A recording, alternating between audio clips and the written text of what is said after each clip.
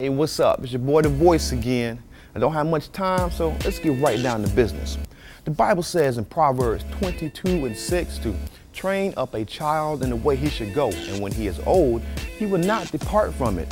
Ephesians 6:4 says, Fathers, provoke not your children to wrath. Instead, bring them up in the training and the instruction of the Lord. I just want to say to all our fathers out there who are maybe going through a divorce, or maybe a father of your, so-called AKA baby's daddies now. No matter what has happened between you and your kid's mother, we need to remember that it's not the kid's fault, man.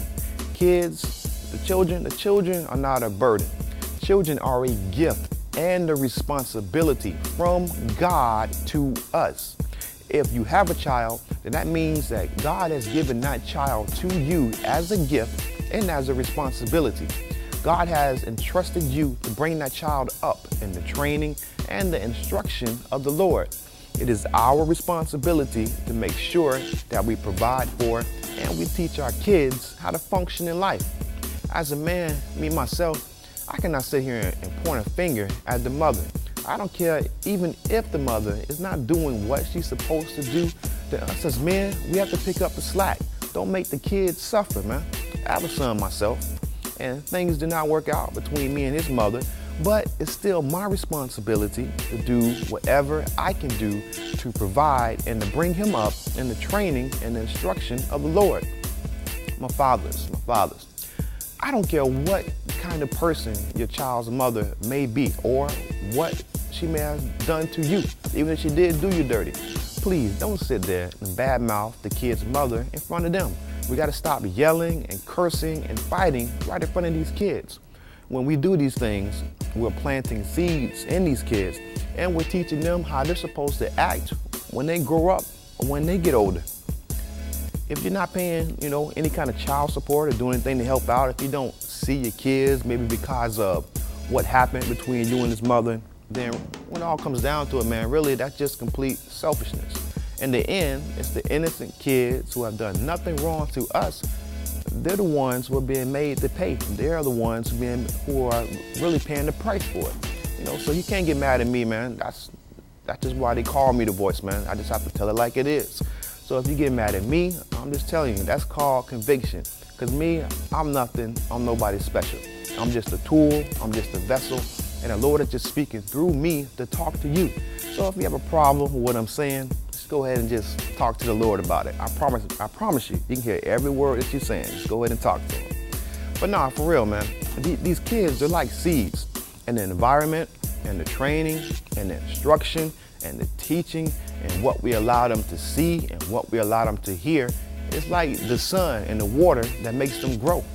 And the instruction book that tells us how much water, how much sunlight to give them, when to water, when to give them sunlight, what kind of water to use, what kind of soil to plant our seeds in. It's called the Bible. And if we don't use the instruction book, then this is kind of what happens when these seeds grow up after being put in the soil by us and given sunlight and water by us. What we want to see is a beautiful apple tree that grows up and produces all these big, beautiful, juicy apples. Something that we can be proud of, But the problem is, a lot of the time, we don't go by the Bible. And we be planting our seeds in the wrong kind of soil and giving them too much or too little or the wrong kind of water or too much or too little sunlight. So we expect this nice apple tree to grow up with all these big juicy apples, but what ends up growing up is some old hard-headed, nutty, rebellious acorn tree. But then again, we follow the acorn tree instructions. But you get my point, you know what I'm saying. As men, we just need to make sure that we put our kids before ourselves. Make sure your kids are taken care of. Make sure your kid has what they need before you go put some rims on your car or some speakers in the trunk. Before we go to the mall and go shopping. Everything I say, man, I just mean it in love, man. Like I always say, we all make mistakes. So I'm no better than you. So my name is not Ricky Righteous.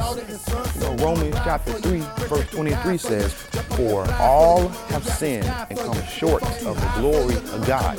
1 John 1 and 8 says that if we say that we have no sin, we deceive ourselves and the truth is not in us. So we all have sinned and we all have done things wrong in our lives. If you have not been doing a good job on raising your kids, I just encourage you, really just encourage you to forget about whatever happened in the past and let's just make sure that we start from this day forward to do a better job.